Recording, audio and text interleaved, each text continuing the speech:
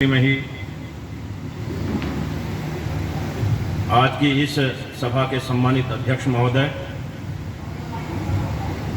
अभी बहुत असीम ऊर्जा और मन को झकझोरने वाला व्याख्यान देने वाले हमारे पूज्यपाद क्रांति दृष्टा स्वामी सच्चिदानंद जी महाराज, प्रसिद्ध वैदिक विद्वान आचार्य कुंवरपाल शास्त्री जी, यहाँ बहुत सुमधुर भजनोपदेशक महोदय जिन्होंने अभी गीत प्रस्तुति दी, अजय आर्य जी, वेदव्रत जी,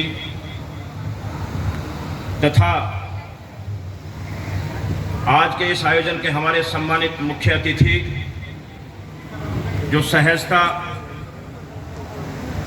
विनम्रता और राजनीति के उदात्त आदर्श की जो आप कल्पना कर सकते हैं, उन कल्पनाओं को साक्षात जीवन जीने वाले ऐसे यशस्वी सदस्य विधान परिषद और हम सबके मार्गदर्शक परम श्रद्धेय श्री वीरेंद्र सिंह जी, इस कार्यक्रम का कुशल संचालन कर रहे जिला आर्य प्रति सभा के प्रधान सम्माननीय सत्येंद्र आर्य जी, मंचस्थ उपस्थित सभी विद्वज्जन, पूज्य स्वामी जी महाराज, वंदनीय मातृशक्ति, प्यारे बच्चों, बुजुर्गों एवं सभी सम्मानित महानुभाव। प्रसिद्ध नीतिकार विष्णु शर्मा ने एक बहुत सुंदर श्लोक लिखा है, सुलभा पुरुषा राजन सत्यम प्रियवादिन अप्रियतु पथ्यस्य श्रोता वक्ता च दुर्लभ है। अब ये स्वामी जी ने बहुत ही क्रांतिकारी उद्बोधन दिया और जमीन से जुड़ी हुई हकीकत, जिसे हम आंख मूंद करके कई बार उपेक्षित कर देते हैं, उससे हमें रूबरू कराया। लेकिन ऐसी बात कहने वाले और ऐसी बात सुनने वाले दोनों की संख्या बहुत नगण्य है। जिस बात को विष्णु शर्मा ने कहा है कि सुलभा पुरुषाराजन सततम प्रियवादी न प्रियतु पथ्यस्य श्रोता वक्ता च दुर्लभ है। लोगों को मीठी और मनोरंजन की बातें सुनने का शौक होता है, सच्ची और अच्छी बात कहने वाले और सुनने वाले बहुत कम होते हैं। तो इसके लिए पूज्य स्वामी जी का बहुत बहुत धन्यवाद और आभार। हमको उनका मार्गदर्शन मिला। जोरदार करता होने से मैं चाहूँगा स्वामी जी का अभिनंदन करें। देश के करोड़ों लोग स्वामी जी को सुनते हैं, प्रेरणा पाते हैं और लाखों लोग उनके फॉलोवर हैं। हम धन्य हैं कि आज उनके सानिध्य में यहाँ बैठे हुए हैं। हम युग प्रवर्तक महर्षि दयानंद जी की 200वीं जयंती के उपलक्ष्य में देश में विभिन्न आयोजन चल रहे हैं। भारत सरकार के संस्कृति मंत्रालय ने भी इसके लिए एक समिति का गठन किया और पिछले दिनों स्वामी दयानंद जी की जन्मस्थली पर टंकारा में एक बड़ा कार्यक्रम हुआ, जिसमें दुनिया भर के आर्यजन इकट्ठे हुए। वहां यही वैचारिक मंथन हुआ है और जैसा स्वामी जी ने भी कहा, इस 200वीं सालगिरह पर हम सबको एक चेतना को आत्मसात करते हुए किस तरह से हम अपनी संस्कृति को बचाएं, किस तरह से टूटते हुए परिवारों को बचाएं, किस तरह से संस्कृति का जो ह्रास हो रहा है उसे बचाएं, अपने मूल्यों को बचाएं। ऐसा वैचारिक मंथन हमें गांव-गांव लेकर के, घर-घर लेकर के जाना है। जिस तरह का एक शंखनाद युग प्रवर्तक महर्षि दयानंद ने हमें दिया, भारत की संस्कृति को बचाने का, वेदों को बचाने का, भारत की भाषाओं को बचाने का, और उसका परिणाम हमें ये देखने को मिला कि आज भारत की संस्कृति का, भारत की भाषाओं का, भारत के गौरव का जो डिंडीमिनाद भारत की सीमाओं से पार दुनिया भर में देखने को मिल रहा है, उसके पीछे यदि किसी का योगदान है तो महर्षि दयानंद और आर्य समाज का योगदान है। बहुत सुंदर। देश की स्वतंत्रता प्राप्ति से लेकर के और भारत की सीमाओं से परे सूरीनाम, गुयाना, फिजी, मॉरिशस, दुनिया के तमाम ऐसे देशों में जहां आप कल्पना नहीं कर सकते, वहां भारत की संस्कृति को जीवित रखने का और वहां के लोगों को भी स्वाभिमान को जागरण करने का काम हमारे समाज ने किया। और उसका परिणाम यह मिला, भारत के जो लोग कभी गिरमिटिया मजदूर के रूप में मॉरिशस में गए, फिजी में गए, गुयाना में गए, तमाम देशों में गए, आर्य समाज ने उनके अंदर वो क्रांति का बीज रोपित किया। आज वहां के राष्ट्रपति और प्रधानमंत्री वो लोग बन रहे हैं। वहां उन्होंने अपनी संस्कृति को बचाया हुआ है। तो वो दर्शन, वो विचार हमें आर्य समाज ने दिया, महर्षि दयानंद ने दिया। उस राष्ट्रीय स्वाभिमान को जागरण करने की आवश्यकता है।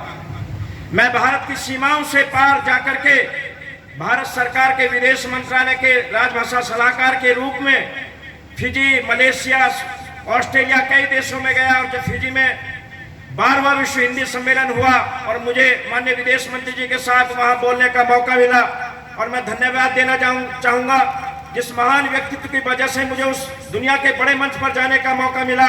ऐसे मेरे गुरु प्रेरणा स्रोत जिनकी अपार कृपा दृष्टि से मुझे उस मंच पर जाने का मौका मिला, ऐसे हमारे सम्माननीय वीरेंद्र सिंह जी के लिए मैं अनुरोध करूंगा कि जोरदार करतल ध्वनि से आप उसका अभिनंदन करें, जिनकी संस्तुति पर मुझे भारत सरकार के शिष्टमंडल के सदस्य के रूप में वहां जाने का मौका मिला।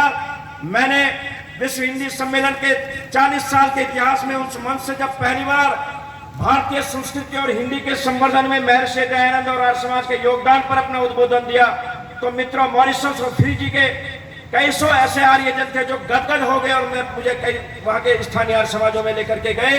मैंने बताया कि किस तरह से हिंदी को भारत की राष्ट्रभाषा से लेकर के मॉरिशस, फिजी और सूरीनाम सहित दुनिया के तमाम देशों में पहुंचाने का काम जो आर्य समाज ने किया, गुरुकुल के स्नातकों ने किया, वो आर्य समाज की बदौलत हुआ है। वो विश्व हिंदी के मंच पर पहली बार वह बात उठ करके आई और उस लोग उस बात को उन्होंने सराहा और अपने उद्बोधन में भारत के विदेश मंत्री ने इस बात को कहा। उसके पश्चात फिजी के संसद का एक विशेष सत्र हिंदी में हुआ और फिजी की दूसरी राजभाषा हिंदी को घोषित किया गया। तो इसके पीछे आर्य समाज की सोच रही है, इसके पीछे महर्षि दयानंद का मिशन रहा है, उस मिशन को आत्मसात करने की आवश्यकता है। आज जैसे स्वामी जी ने कहा है कि आज परिवार टूट रहे हैं, रिश्ते नहीं बच रहे हैं और हमारे परिवारों में मर्यादाएं नहीं बची हैं, उसके मूल में जैसा उन्होंने कहा कि हमने आपस में विचार मंथन करना, बैठना, समाज के अंदर जो एक आपस में मिलनसार की भावना थी वो समाप्त हो गई।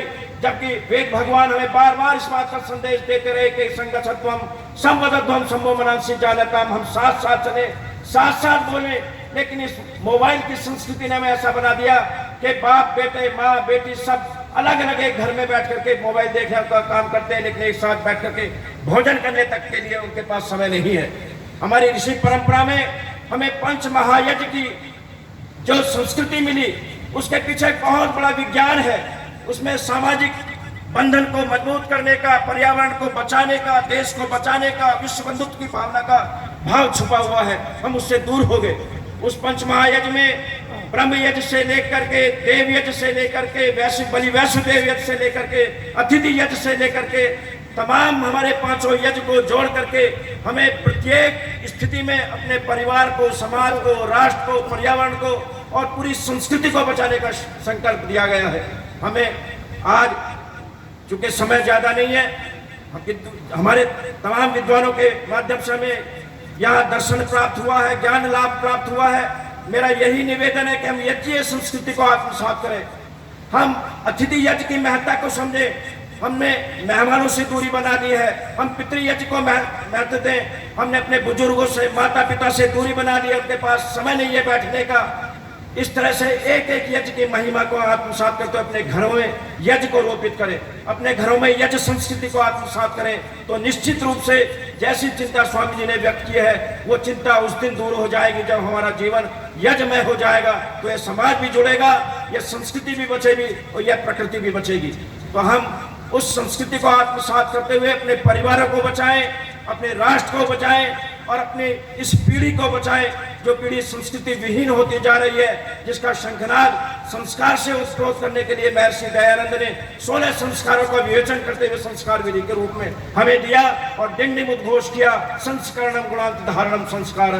उन संस्कारों को रोपित करने की आवश्यकता है और संस्कारों को किस तरह से हम अपने समाज में, परिवारों में ले जा सकते हैं, ऐसा साक्षात उदाहरण यदि आपको देखना है तो सुबह के 5 बजे उठ करके आप देख सकते हैं। कभी जसाला गांव में जाएं और देश की राजनीति में मैं समझता हूं आप पूरे देश में एक आकलन कर दीजिए, शायद ही कोई ऐसा राजनेता मिलेगा, ऐसा साक्षात ऐसा दर्शन करने को मिलेगा। सुबह के 5 बजे अपने घर से निकल करके एक एक घर को जगाने का, एक एक घर के रास्तों को साफ करने का, लोगों को जागरण करने का यदि देश में कोई एक राजनेता बचा हुआ है तो ऐसा साक्षात उदाहरण हमारे मंच पर पूज्यपाद माननीय श्री वीरेंद्र सिंह जी बैठे हुए हैं। तो ऐसे राजनेताओं को, उनके दर्शन को हमें आत्मसात करना है, उनके पद चिन्हों पर चलना है। और जो चिंता स्वामी जी ने व्यक्त की है, उस चिंता को आत्मसात करते हुए, उस बदलाव को महसूस करते हुए महर्षि दयानंद की इस 200वीं जयंती के अवसर पर उस संस्कृति का शंखनाद करते हुए अपने परिवारों को बचाना है, अपने समाज को बचाना है, अपने राष्ट्र को बचाना है। चूंकि माननीय मंत्री जी का बहुत व्यस्त कार्यक्रम है और उसके बावजूद आप लोगों से और इस ऐसे कार्यक्रमों से उनका असीम लगाव है, हमारे बीच में पहुंचे हैं। मैं ज्यादा वक्त न लेते हुए, कभी समय मिलेगा तो विस्तार के साथ में और बातें करेंगे। मैं ज्यादा वक्त न लेते हुए इन चंद पंक्तियों के साथ में अपनी बात को खत्म करूंगा कि इस शंखनाद को, इस संकल्प को, जैसा स्वामी जी ने कहा, हमारे विद्वानों ने कहा है, उसे जिंदा रखिए। यदि अपनी कौम को बचाना है, अपने समाज को बचाना है, अपने खुद के अस्तित्व को बचाना है, तो निश्चित रूप से हमें महर्षि दयानंद और आर्य समाज को आत्मसात करना होगा, यज्ञ संस्कृति को आत्मसात करना होगा। इसी संकल्प और इसी निवेदन के साथ में मैं अपनी बात को खत्म करूंगा इन पंक्तियों के साथ में कि बहुत पीड़ सह चुका पर्वत, अब कोई दरिया निकलनी चाहिए। बहुत पीड़ सह चुका पर्वत, अब कोई दरिया निकलनी चाहिए। हर गली हर मोड़ पर हाथ लहराते हुए हर लाश चलनी चाहिए। सिर्फ हंगामा खड़ा करना हमारा मकसद न हो, हमारी कोशिश हो कि ये तस्वीर बदलनी चाहिए। मेरे दिल में ना सही, मेरे दिल में सही हो, कहीं भी आग मगर आग जलनी चाहिए, हो कहीं भी आग मगर आग जलनी चाहिए। बहुत बहुत धन्यवाद। जय हिंद, जय भारत, वैदिक धर्म की जय। ओम शम।